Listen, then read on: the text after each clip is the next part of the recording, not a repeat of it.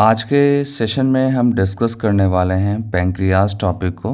Pancreas is a heterocrine gland. मैंने आपको बताया था कि ये क्या है, हेटेरोक्राइन ग्लैंड है। और हेटेरोक्राइन ग्लैंड्स में exocrine as well as endocrine tissue दोनों प्रेजेंट होते हैं। Pancreas consist both type of tissue, exocrine and endocrine tissue. ठीक है, आप यहाँ पे देख सकते हो मेंशन है, pancreas is a composite gland which act as both exocrine and endocrine gland. ठीक है, और मेनली हमको फोकस किस पे करना है, फोकस करना है एंडोक्राइन पार्ट पे। ठीक है, जो एंडोक्राइन टिश्यू है इसको फोकस करना है।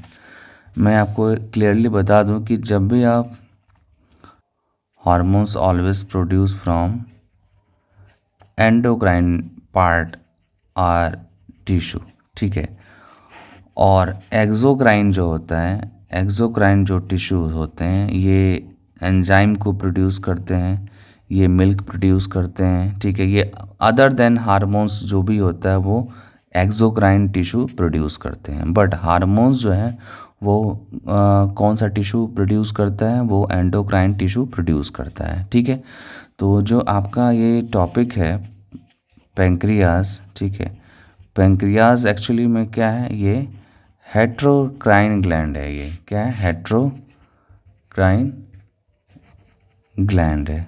ठीक है, और दैट मीन्स कि इसमें आपका एक्सोक्राइन पार्ट भी होगा और एंडोक्राइन पार्ट होगा। हमको यहाँ पर डिस्कस करना है एंडोक्राइन पार्ट को, बिकॉज जो आपका चैप्टर है वो क्या है, केमिकल कोऑर्डिनेशन, ठीक है, एंड इंटीग्रेशन।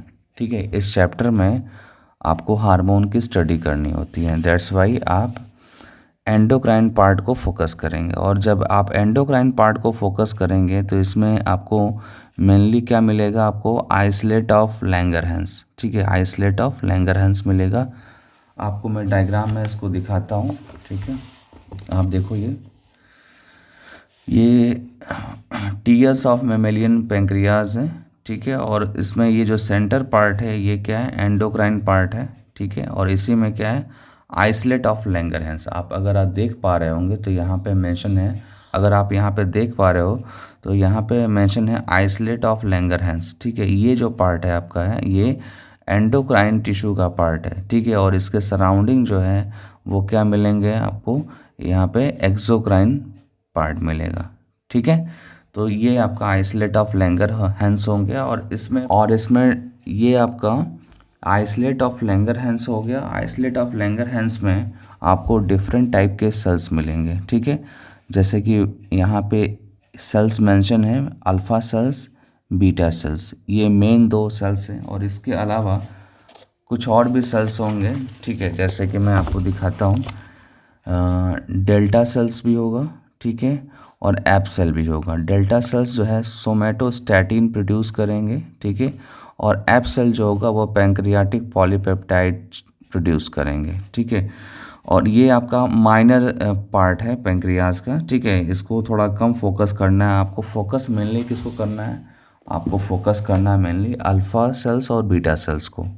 ठीक है, देन अब आते हैं बुक की लाइन पे। बुक की लाइन जो है वो क्या कह रहा है, there are about 1 to 2 million islet of Langerhans in normal human pancreas. ठीक है, मतलब कि जब आप ह्यूमन पैंक्रियाज की स्टडी करेंगे तो near about 1 to 2 million islet of Langerhans आपको मिलेगा। ठीक है, और उसके अंदर क्या मिलेगा आपको, अल्फा सेल मिलेगा और बीटा सेल मिलेगा और एक डेल्टा भी होगा और लास्ट में एक एप सेल भी होगा। ठीक है, आपको फोकस करना है किसको, आपको फोकस करना है अल्फा सेल्स और बीटा सेल्स को। ठीक है, अल्फा सेल्स जो होते हैं वो ग्लूकागॉन प्रोड्यूस करते हैं। ये अच्छे से आपको लर्न करना होगा। आप देखो यहाँ पे इसको बोल्ड करके मेंशन कर रखा है यहाँ पे। ठीक है, ये जो हार्मोन होगा ये अल्फा सेल से रिलीज़ होगा। और इंसुलिन जो होता है ये हमेशा की तरह बीटा सेल से ये रिलीज होगा। और ये मोस्ट इम्पॉर्टेंट इन्फॉर्मेशन है इस पूरे पैराग्राफ का। ठीक है, इंसुलिन जो है वो बीटा सेल से सिक्रीट होता है।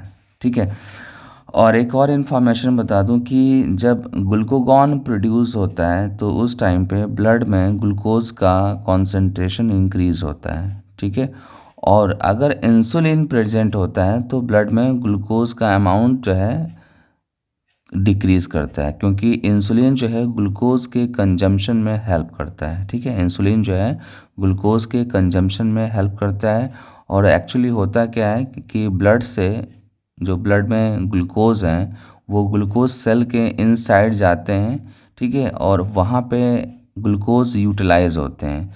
दैट्स वाई ब्लड में ग्लूकोज का कॉन्सेंट्रेशन इंसुलिन के प्रेजेंस में कम होता है। ठीक है, बट जब आप ग्लूकोगॉन पढ़ेंगे तो ग्लूकोगॉन जो है वो ब्लड में ग्लूकोज का कॉन्सेंट्रेशन ज़्यादा करेगा। ठीक है, दैट मीन्स कि ये सेल के अंदर ग्लूकोज का ट्रांसफ़र नहीं करेगा। ठीक है, ये आगे मिलेगा, और जब नहीं करेगा तो सारा का सारा ग्लूकोज जो है वो कहाँ पे होगा, ब्लड के अंदर होगा। दैट्स वाई ब्लड में ग्लूकोज का कॉन्सेंट्रेशन इंक्रीज़ हो जाता है। ठीक है, तो ये चीज़ ध्यान देना होगा कि ग्लूकोगॉन जो है वो ब्लड में ग्लूकोज का कॉन्सेंट्रेशन इंक्रीज़ कर रहा है, और इंसुलिन जो है वो ब्लड में ग्लूकोज का कॉन्सेंट्रेशन डिक्रीज़ कर रहा है। ठीक है, अब आते हैं नेक्स्ट लाइन पे। आप यहाँ पे देखो, the glucose homeostasis in blood is maintained jointly by two hormones insulin and glucagon. ठीक है, ब्लड के अंदर ग्लूकोज का कॉन्सेंट्रेशन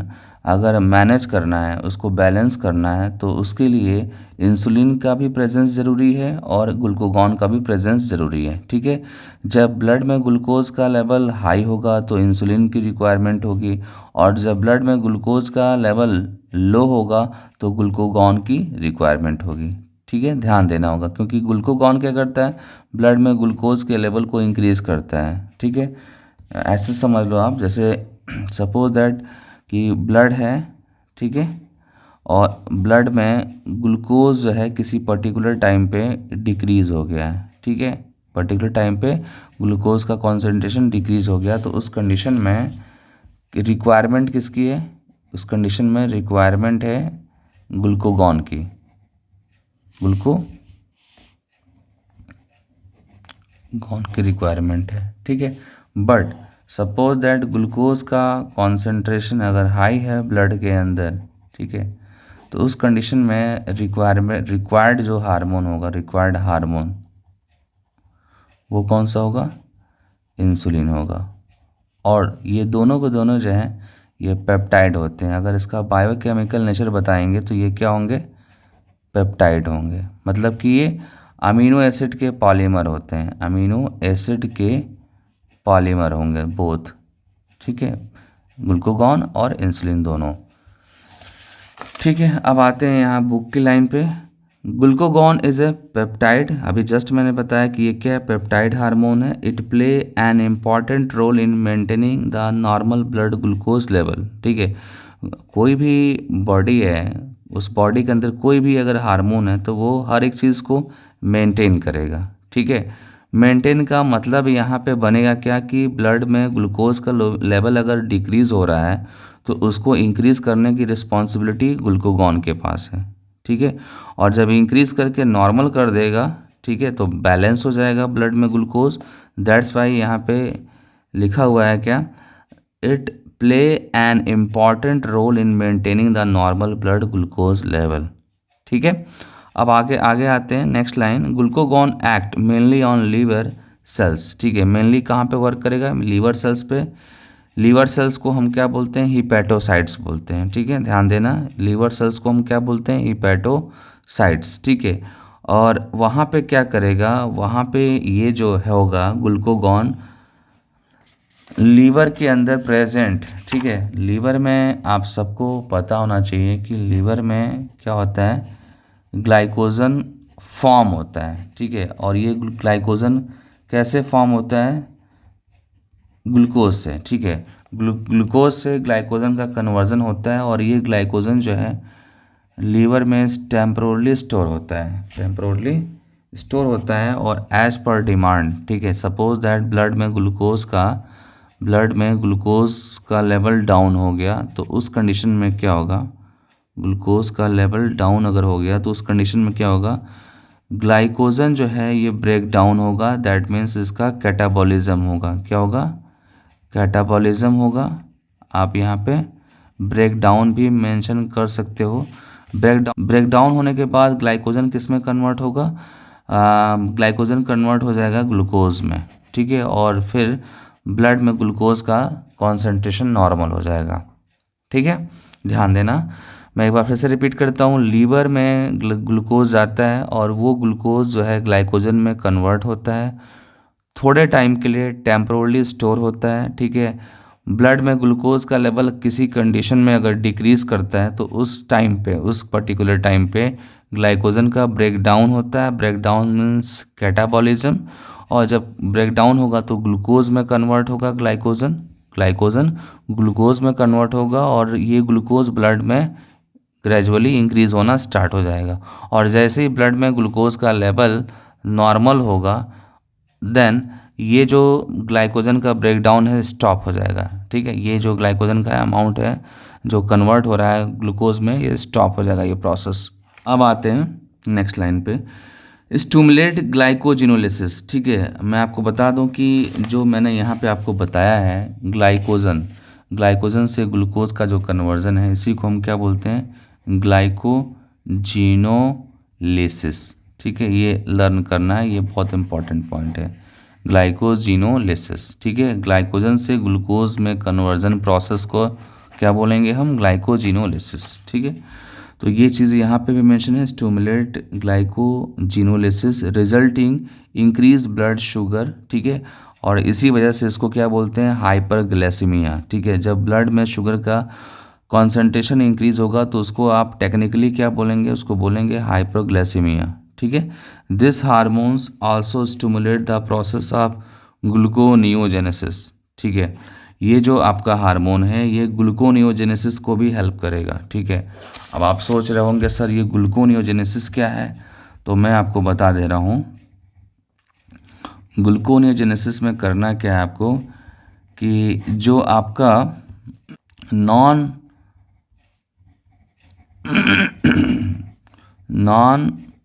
कार्बोहाइड्रेट है, नॉन कार्बोहाइड्रेट मॉलिक्यूल जो है वो कार्बोहाइड्रेट में कन्वर्ट होते हैं, तो इस प्रोसेस को हम क्या बोलते हैं, ग्लूकोनियोजेनेसिस बोलते हैं, ठीक है। ग्लूकोनियोजेनेसिस इस प्रोसेस को बोलेंगे। एक बार फिर से बता दूं, नॉन कार्बोहाइड्रेट से अगर कार्बोहाइड्रेट का फॉर्मेशन हो रहा है तो उस प्रोसेस को हम ग्लूकोनियोजेनेसिस बोलेंगे, ठीक है।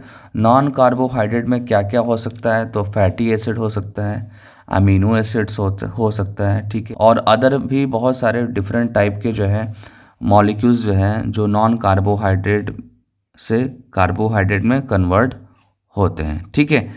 और ये जो कार्बोहाइड्रेट है इसको अगर आपने ग्लूकोज कंसीडर कर लिया तो ये ग्लूकोज जो है कहाँ पे इंक्रीज़ होगा, अगेन ब्लड में इंक्रीज़ हो जाएगा, ठीक है।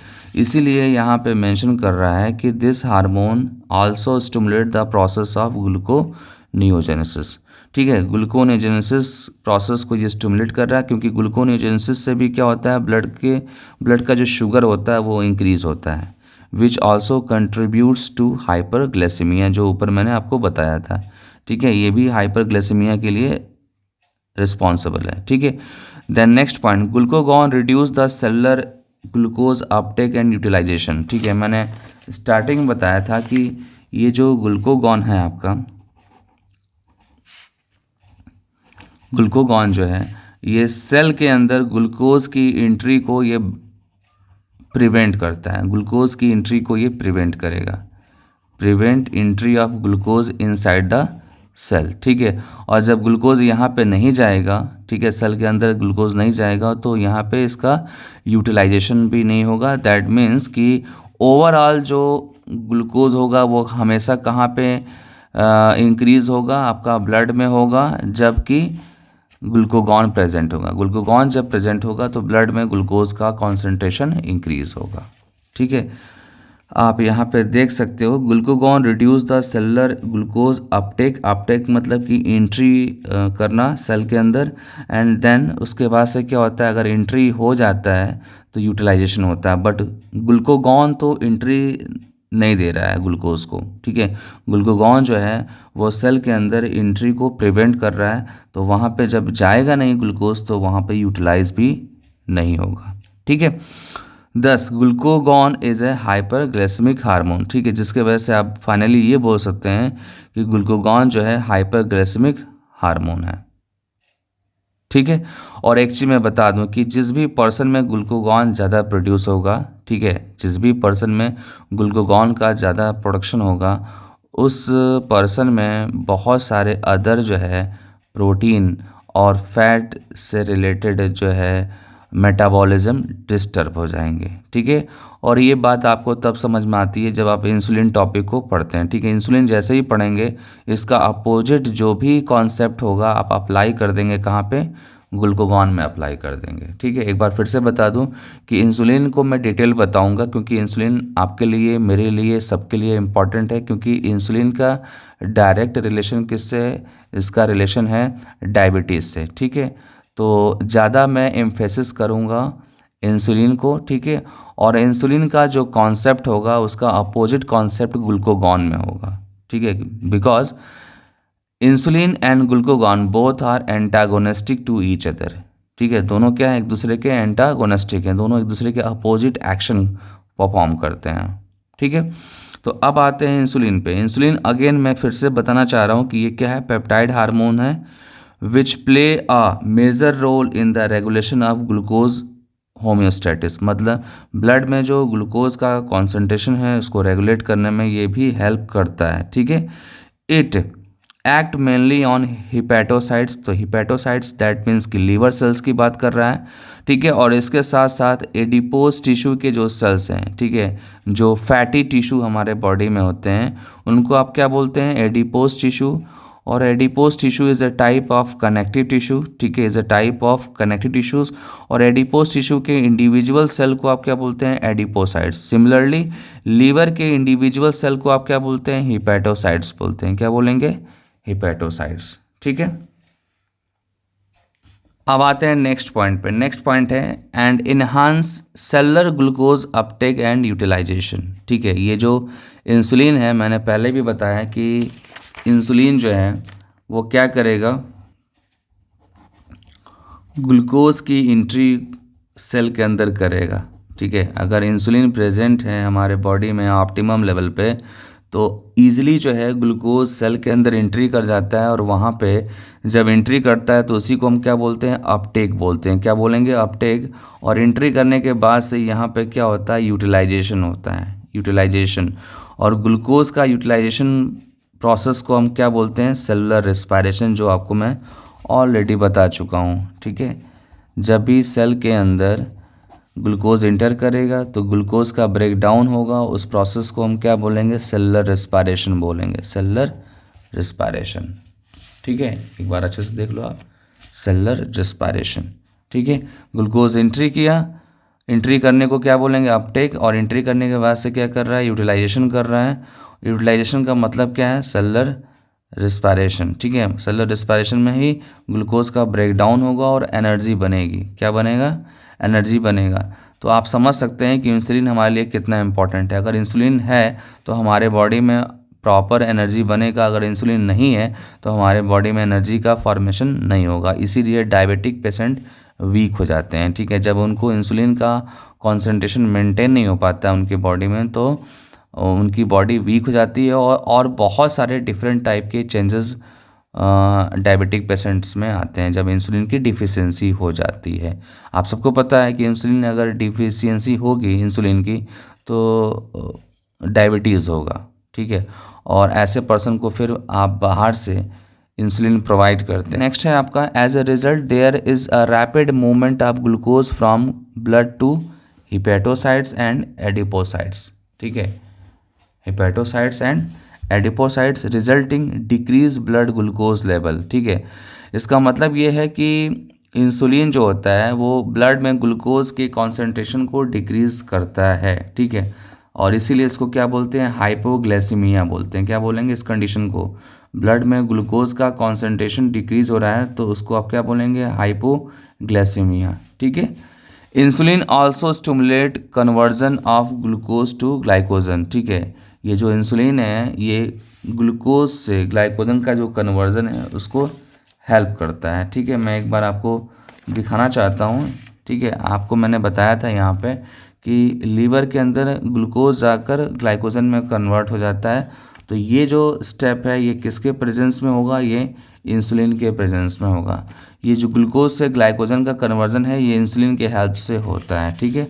और इस प्रोसेस को क्या बोलते हैं, इस प्रोसेस को ग्लाइकोजेनेसिस बोलते हैं। क्या बोलते हैं, ग्लाइकोजेनेसिस बोलते हैं, ठीक है। ग्लूकोज से ग्लाइकोजन के कन्वर्जन को ग्लाइकोजेनेसिस बोलते हैं, ठीक है।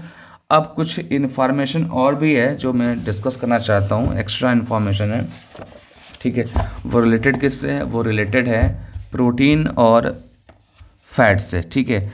देखो यहाँ पे ये आपके सामने इंसुलिन हेडिंग है और इंसुलिन का यहाँ पे कुछ फंक्शन दिया हुआ है, जिसमें से कुछ फंक्शन मैं यहाँ पे डिस्कस करूँगा और ये फंक्शन प्रोटीन और फैट से रिलेटेड है, ठीक है। इंसुलिन जब हमारे बॉडी में प्रेजेंट होता है तो ये क्या करता है, it promotes synthesis of protein from amino acid, ठीक है। अमीनो एसिड से प्रोटीन सिंथेसिस करेगा, ठीक है, और इस प्रोसेस को प्रमोट करेगा ये इंसुलिन, ठीक है। देन यहाँ पे देखो आप, it promotes synthesis of fat from fatty acids and glucose in the adipose tissue, ठीक है। मतलब कि अगर इंसुलिन प्रेजेंट है तो हमारे बॉडी में फैट भी बनेगा, ठीक है, और प्रोटीन भी बनेगा, ये चीज़ ध्यान देना होगा। और जो भी डायबिटिक पेशेंट होता है उसमें आपने देखा होगा कि उनकी बॉडी जो है थिन हो जाती है, बिकॉज उनका जो फैट है, ठीक है, वो एक अल्टरनेटिव एनर्जी सोर्स हो जाता है, क्योंकि ग्लूकोज का अपटेक हो नहीं पाता है, सेल के अंदर एंट्री कर नहीं पाता है इन एब्सेंस ऑफ इंसुलिन। और फिर जब इनटेक नहीं हो पाएगा या अपटेक नहीं हो पाएगा सेल के अंदर तो यूटिलाइजेशन नहीं होगा, यूटिलाइजेशन नहीं होगा तो एनर्जी नहीं बनेगी। तो उस कंडीशन में क्या करना होता है कि बॉडी जो है ग्लूकोज के जगह फैट को प्रेफर करना स्टार्ट कर देता है इन एब्सेंस ऑफ इंसुलिन, ठीक है। और फैट का ब्रेकडाउन स्टार्ट हो जाता है, और फैट का ब्रेकडाउन होगा तो बॉडी थिन हो जाती है। बट जब इंसुलिन प्रेजेंट होता है तो फैट का सिंथेसिस होता है, फॉर्मेशन होता है और बॉडी हेल्दी होती है, ठीक है। सिमिलरली प्रोटीन का भी फॉर्मेशन होता है इंसुलिन के प्रेजेंस में। तो ये एक इम्पॉर्टेंट लाइन है, ठीक है ना।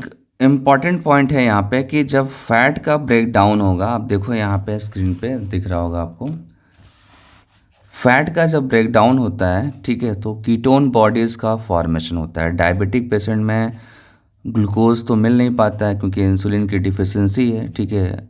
ग्लूकोज का अपटेक सेल के अंदर रुक जाता है, ठीक है। ये डायग्राम देखो, ग्लूकोज का अपटेक जो है सेल के अंदर रुक जाता है, ठीक है। उस कंडीशन में अल्टरनेटिव एनर्जी गेन करने का जो प्रोसेस है उसमें फ़ैट यूटिलाइज होता है, ठीक है। फैट का ब्रेक डाउन होता है, ठीक है। तो जब फैट का ब्रेक डाउन होगा तो बॉडी में कीटोन बॉडीज़ का फॉर्मेशन होगा। कीटोन बॉडीज़ एक्चुअली होते क्या हैं, एसीटो एसीटेट होते हैं और एसीटोन होते हैं, ठीक है। तो जैसे ही ये फॉर्म करना स्टार्ट करते हैं तो ये जो है हमारे बॉडी में डिफरेंट टाइप के प्रॉब्लम क्रिएट करते हैं, ठीक है। अगर आप लॉन्ग टर्म में देखेंगे तो डिफरेंट टाइप के प्रॉब्लम ये कीटोन बॉडी प्रोड्यूस करेंगे, ठीक है। देन नेक्स्ट पॉइंट है ब्लड कोलेस्ट्रॉल राइजेस, ठीक है। मतलब कि जब डायबिटिक पेशेंट होगा तो कोलेस्ट्रॉल का कॉन्सेंट्रेशन इंक्रीज़ होगा, ठीक है। और प्रोटीन का भी ब्रेक डाउन स्टार्ट हो जाएगा, और प्रोटीन का ब्रेक डाउन होगा तो बॉडी जो है वो भी, बॉडी का जो हेल्दी है वो हेल्दी बॉडी थिन हो जाएगी, ठीक है। और बाय द वे कभी कभी ऐसा भी होता है कि डायबिटीज़ पेशेंट को इंजरी अगर हो जाती है, किसी अगर चोट लग जाती है उनको, तो उनका जो है हीलिंग प्रोसेस जो होता है वेरी वेरी स्लो होता है, ठीक है। क्योंकि आप सबको पता है कि एनर्जी तो फॉर्म हो नहीं रहा है, और एनर्जी फॉर्म नहीं होगा तो हीलिंग प्रोसेस जो है वो स्लो हो जाएगा। आप यहाँ पे देख सकते हैं हीलिंग पावर इज़ इम्पेयर्ड, ठीक है।